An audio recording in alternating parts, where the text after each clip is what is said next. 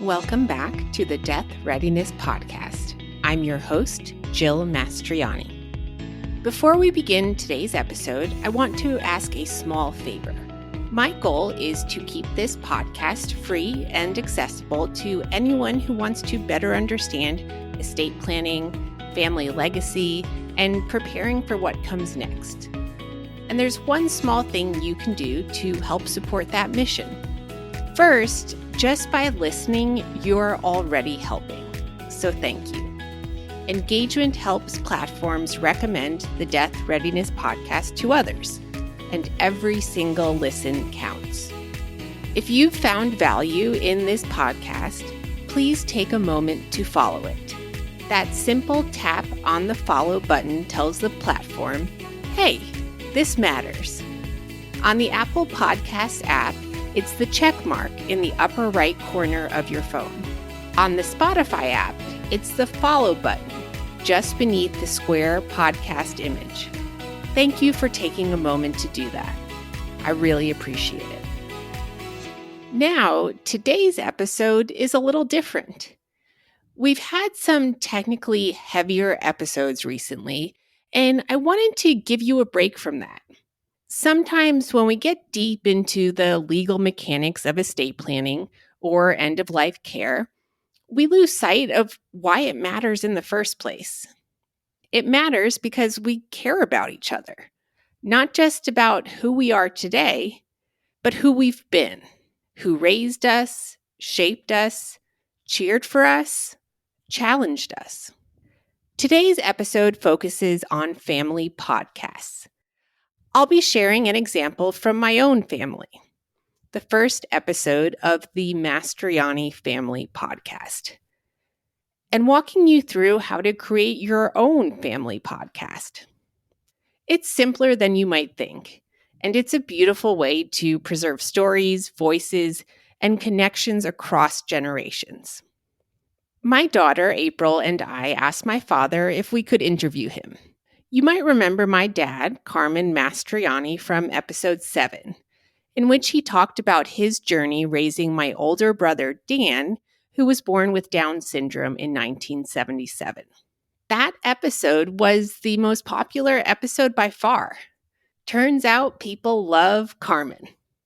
We recorded the interview you're about to hear over Zoom using nothing more than our laptop's microphone and speaker. At the time, I wasn't planning to start a podcast, let alone turn this into a podcast episode. We just wanted to connect. And I share that to encourage you. If you've ever thought about preserving your own family stories, you absolutely can. It doesn't have to be perfect to be meaningful. At the end of the episode, I'll share a little more about how I create my podcast today, the tools I use, how I work with my editor, and how you can do something similar, whether on your own or with professional support. With that, let's hear the first episode of the Mastroianni Family Podcast. Hi, and welcome to the Mastroianni Family Podcast. I'm Jill. And I'm April. We've created this podcast to preserve our family's legacies and share the stories that connect us across generations. Together, we'll talk with our family members about their lives, their memories, and the moments that made them who they are. We're so excited to share these stories with you, and we hope they inspire you to connect with your own family's history. Thanks for listening. Let's get started.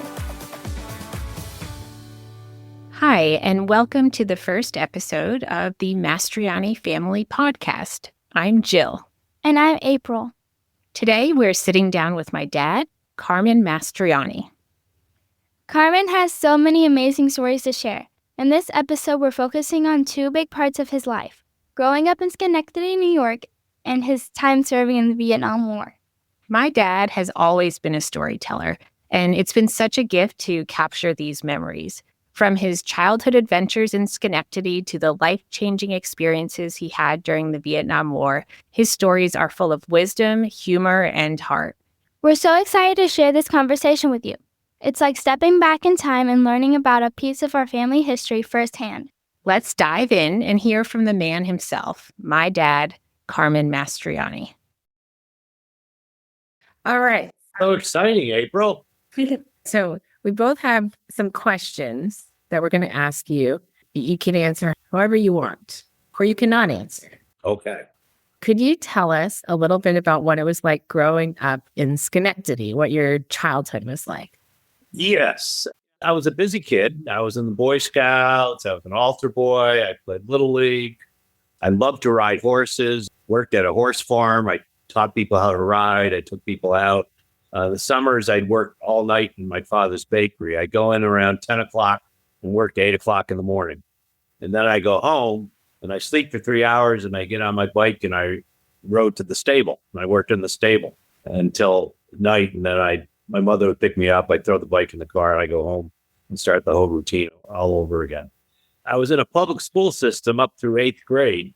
And then my parents decided I was going to a private all boys Catholic school run by Irish Christian Brothers. And that kind of really changed me because up to that point, I probably wasn't hanging around with the best kind of kids. And no one really had aspirations to go to college. Why did they decide you should go to a private school? Well, that's interesting. So the Catholic diocese made all the Catholics pledge money to build this high school. And it was a lot of money for them. So they said, if we're doing this, you're going. Oh, so your parents pledged money. Yeah, all the Catholics had to. Back then, you did whatever the priest told you.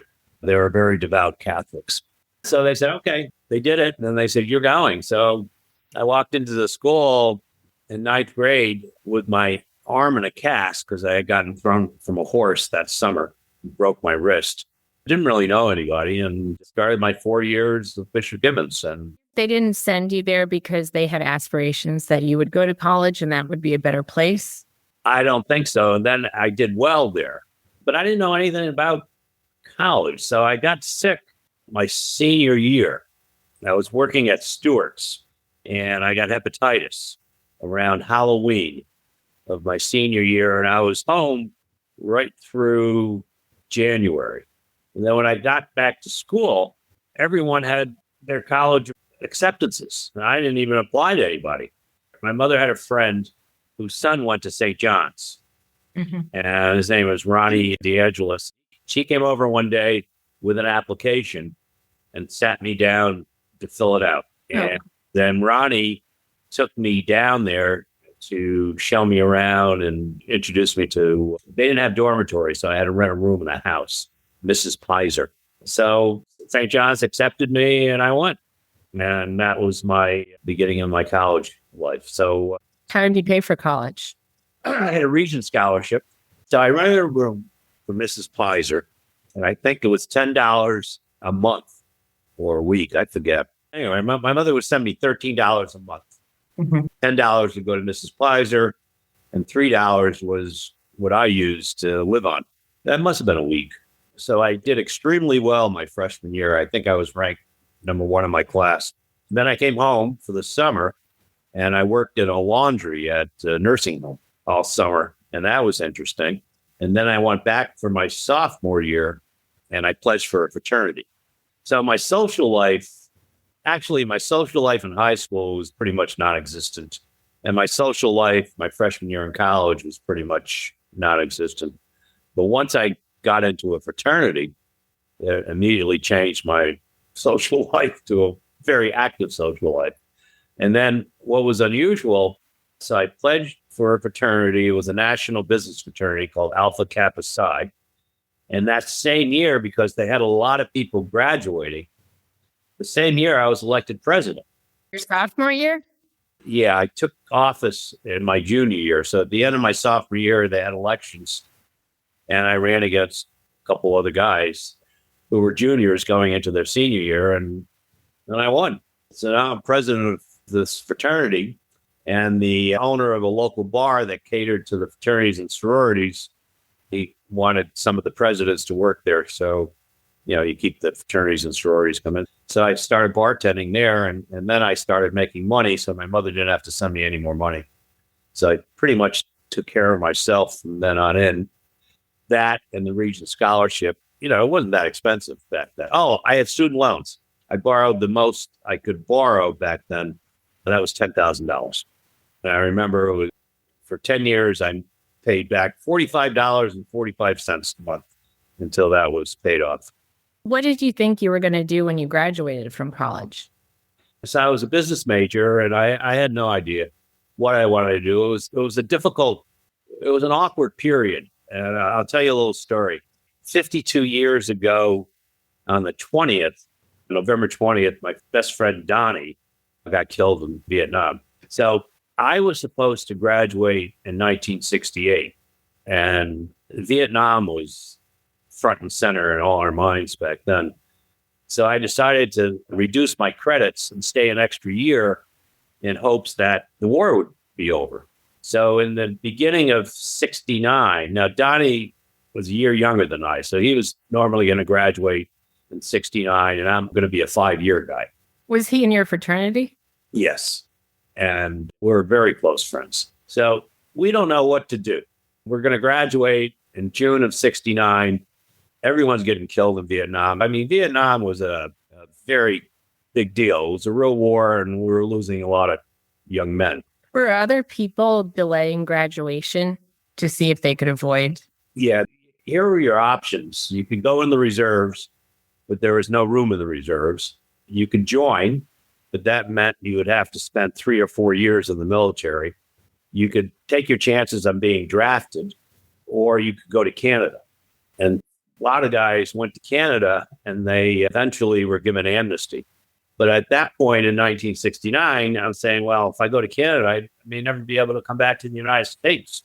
So Donnie and I decided we're going to go take a test for the Marines, become an officer. The program was called the Platoon Leadership Class. So we hop in a subway, and we go in, we take the test, we both passed. So we're riding back in the subway, and Is it a written test? yeah. And so Donnie says, I'm going to do it. So which means he's going to go in the Marine Corps for 4 years. I said, I'm going to take my chances. I mean, there was a minute chance I wouldn't get drafted. We graduate. He goes into the Marines. I graduated in June of 1969, and I was in basic training July 10th. So when did you get your draft notice? I got it like a week after I graduated. And it just arrived at your parents' house? At my parents' house. Yep. Yeah, it says greetings, and then signed by the President of the United States. What did your parents think about you getting the draft notice? My father didn't quite understand it, because I remember him asking me, is Pat going with you? And I just shook my head. My mother did. She would send me care packages, and she'd write me letters. Wrote me a lot of letters too. What kind of care packages did Grandma send? Did she send food? She would send raviolis and cans. Everybody in my unit would go nuts when the package would arrive, because it was delicious stuff. Arriving in Vietnam? To Vietnam. Yep. Did you have some sort of dental procedure done before? Yeah, I had it in my mind that I shouldn't rely on the Army dentists. So I went to our family dentist in Schenectady, Dr. Peter Cornell. It was 2 days before I'm going in the Army, and he filled a bunch of teeth. And then he sends me home. He gave me Novocaine when he's doing the filling, but he doesn't give me any pain medication. And that day, my brother-in-law, Jimmy, decides he wants to take me to play golf with his General Electric golf league. I never picked up a golf club in my life. And while there, the Novocaine wore off, and I'm in excruciating pain, which lasted well into maybe till midnight that night. And back then, I don't know, I never even thought of calling the dentist to ask for some pain medicine. But the next morning, I went in the Army. I got drafted. So what happened, I had to go to the draft board in Schenectady, and they put me on a bus to Albany, where I had to take the oath. So now I go to basic training, and they put me in the infantry, which is not where you want to be. So I take my basic training in Fort Jackson, South Carolina. Then they sent me to advanced infantry training in Fort Polk, Louisiana. What kind of training in Louisiana? Advanced infantry training. Oh, okay. And now at this point, because I scored well on their tests, they're trying to get me to become an officer. and I don't want to become an officer. So if you're drafted, it's only 2 years. If you enlist, it's 3 or 4 years. And if you go to OCS, which is officer school, OTS, officer training school, and that's 3 or 4 years. So I said, no, I don't want to be an officer. So anyway, I go through the advanced infantry training, and they send me after that to Fort Benning, Georgia, to become a sergeant in the infantry, which was a volunteer program that I didn't volunteer for.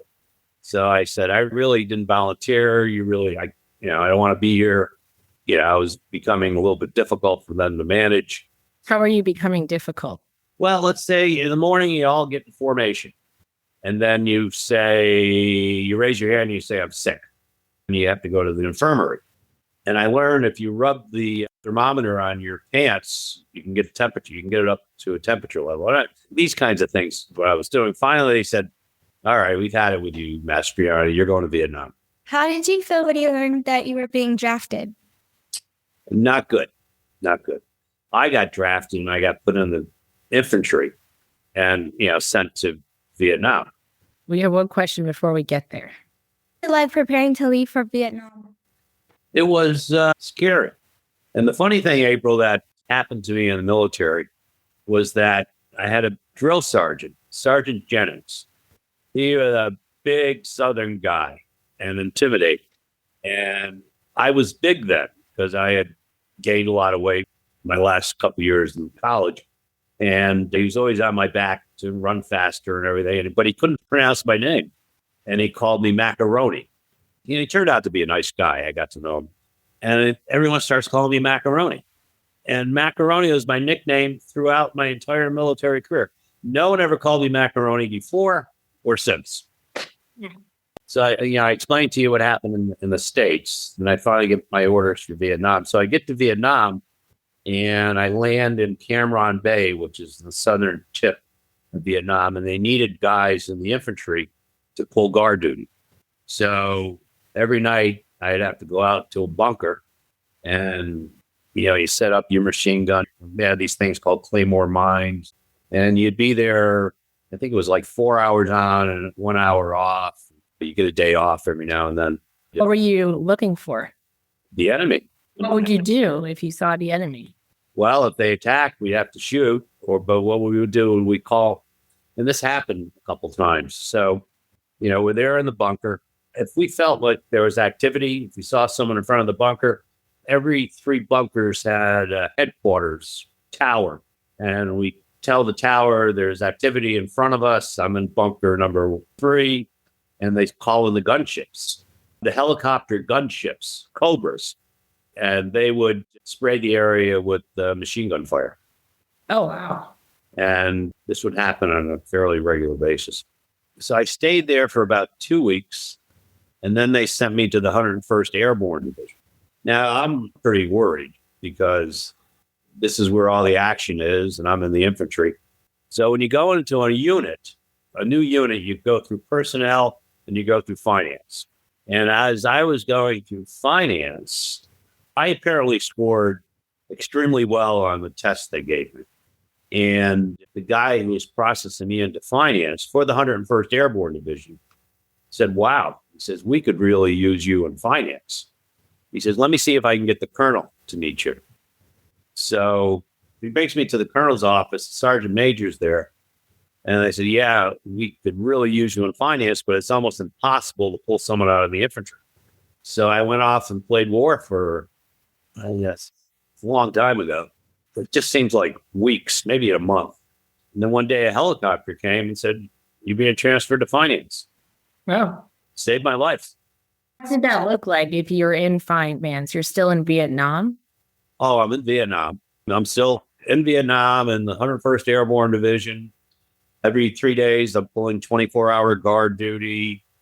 We used to get rocketed all the time. After a rocket attack, we'd have to go out and try to find the people that are throwing the rockets. So it was a war zone, but I was no longer in the front lines. But because we saw so much activity, everybody in the 101st Airborne got a Bronze Star. Oh. They're unit awards. It's not like you did anything heroic individually. Mm-hmm. The heroic Bronze Star has a V for valor.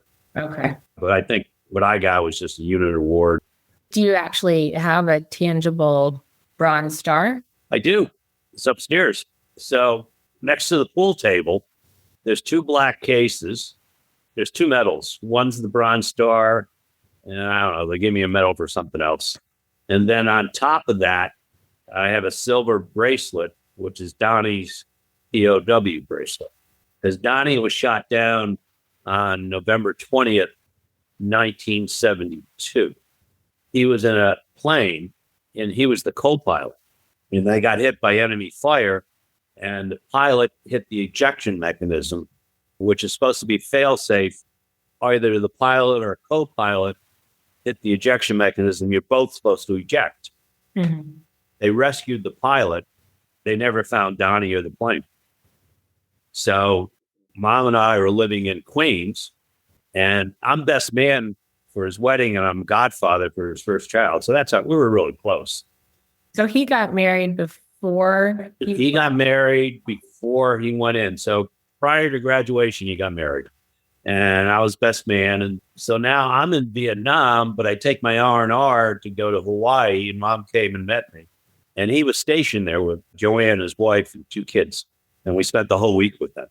He was embarrassed that I'm in Vietnam, and he wasn't, because he wanted to go. I said, don't. It's awful. Because we knew, so back when I'm in college, everybody's protesting against this war. People were dying left every day in the paper, names of the guys that got killed. And we all knew it just wasn't being managed properly. And we're there for no reason. But it was, the military, and I don't know. I don't know what the heck we were doing there. Because I think we got in there based on a lie that, North Koreans shot at some ship in the Gulf of Tonkin, but I don't think that was true. the North Vietnamese. North Vietnamese. And what's interesting is that Kennedy, he got shot, President Kennedy, but he had pretty much signed everything that we were going to get out of Vietnam entirely. Then Lyndon Johnson became the president and just changed all that, rescinded all those orders, and then we just escalated. When I was there, we had 550,000 soldiers. So it was really ridiculous. So we had protests all over the place. So we're in Hawaii. Donnie wants to go. I said, don't do it. So we come home, and then he comes back to the States. He and Joanne came to visit us in Queens, and he said he got his orders from Vietnam. At his request? At his request, he volunteered. Left his wife and two kids.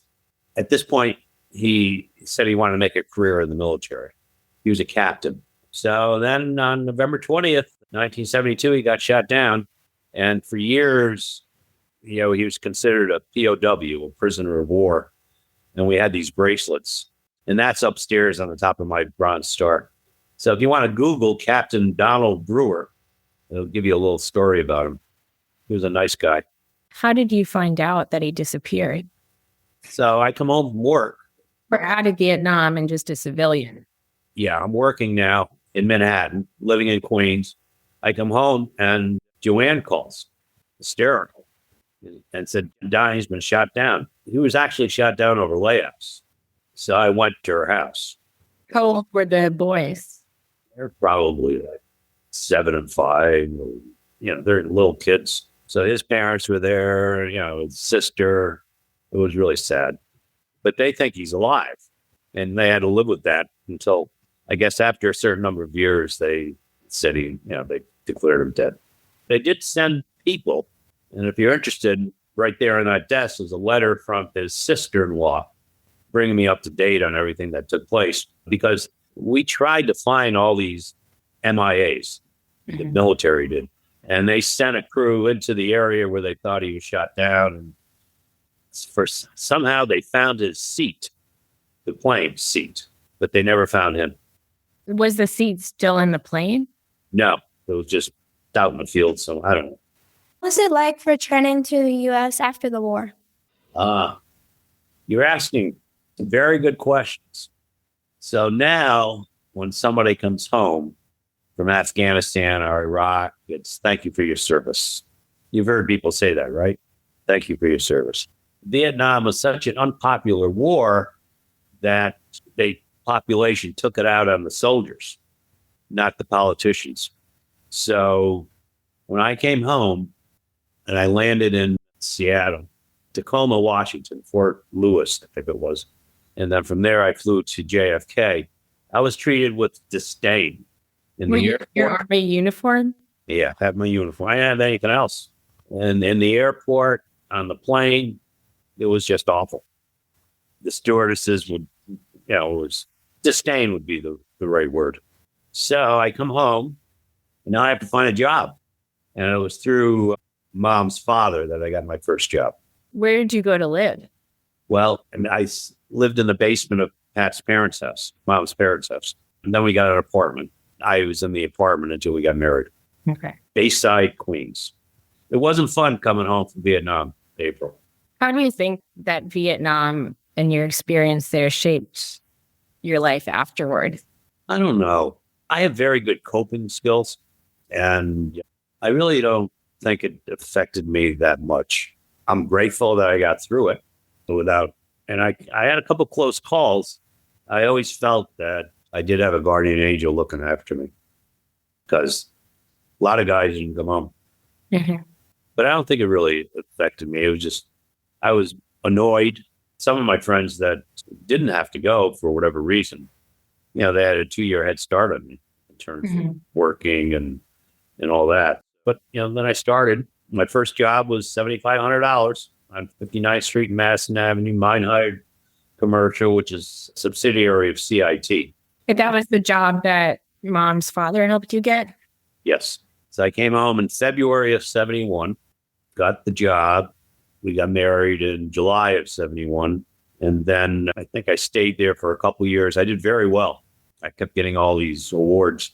So Grandpa Collins was very proud of me. Mm-hmm. And then we wanted to buy a house. This is back in the 70s. I said, we're never going to be able. I said, but it's going to be at least $10,000 to get a house. And we'll have to go way out in Long Island. I said, it's a lot cheaper to live in Albany, Schenectady area. So we decided to do that. So we left our jobs and moved up to Clifton Park without jobs. Oh, really? Yeah. So through the help of Aunt Jerry, Mom got a teaching job at Shenandoah. And I literally ripped the yellow pages of banks out of I took all the pages for banks. And I went from bank to bank. Finally, somebody hired me. It was called Fidelity Bank of Colony that just got purchased by Manufacturers Hanover. Mm-hmm. And that's how I started my banking career. I think we have one last question for you. Are there lessons from your time in Vietnam that you want future generations of our family to know? Yes. Avoid wars at all costs. When the Japanese invaded Pearl Harbor, we got into World War II, but we won the war. Since then, we've had Korea, 38,000 dead, Vietnam, 58,000, Iraq, Afghanistan, a few thousand. We didn't win any of these conflicts.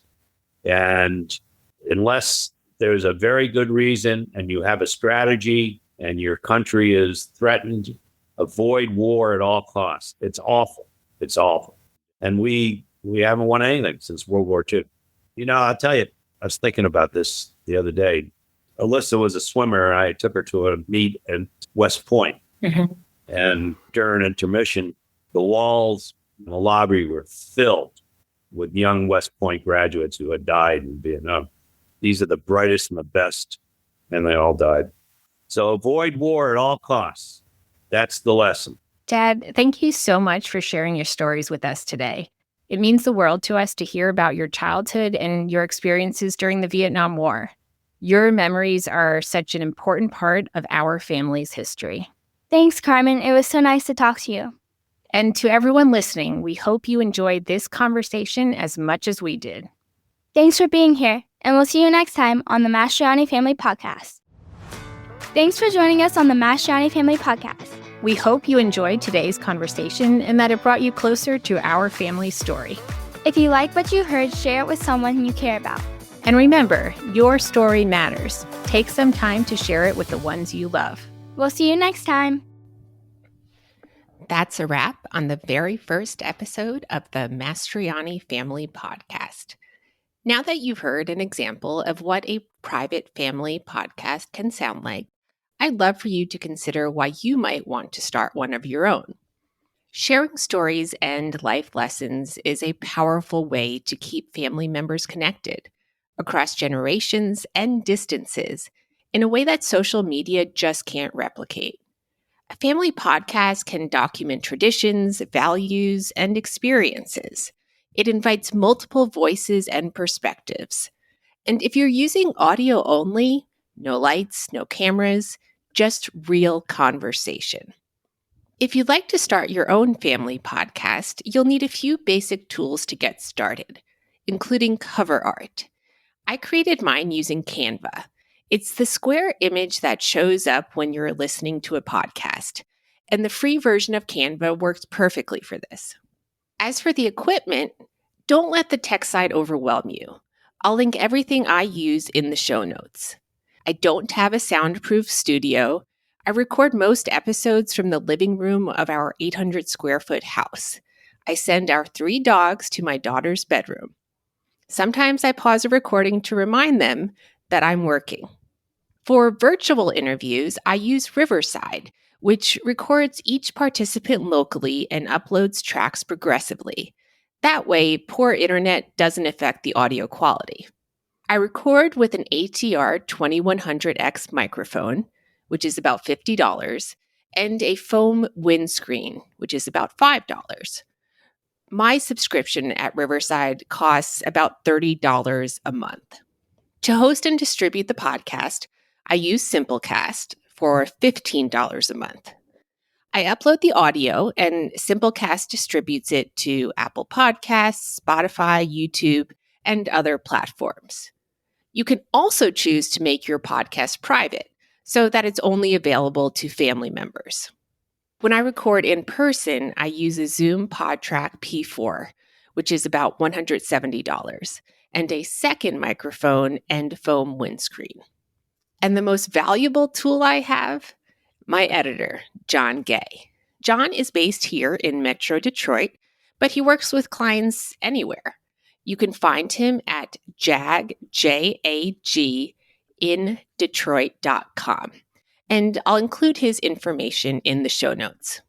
My advice is to start small, start messy, start with love. Not too long after April and I interviewed my father, April asked me if I had any photos of my dad from the Vietnam War. She was doing a project for school. She had to choose one known hero and one unknown hero to introduce to her class. She chose my dad as the unknown hero, soon to be known to her 8th grade classmates. And the known hero? Aretha Franklin. April's choice to include my dad in her school project is a powerful reminder of why this kind of storytelling matters. She wouldn't have known these stories, his memories, or his perspective if we hadn't sat down with him on an ordinary Saturday a few months ago and hit record. Creating a family podcast doesn't have to be complicated. It just has to be real. You may be surprised by how deeply it resonates, now and in the future. Thank you for listening to this episode of the Death Readiness Podcast. If you have questions or would like to suggest a topic for a future episode, email me at jill@deathreadiness.com.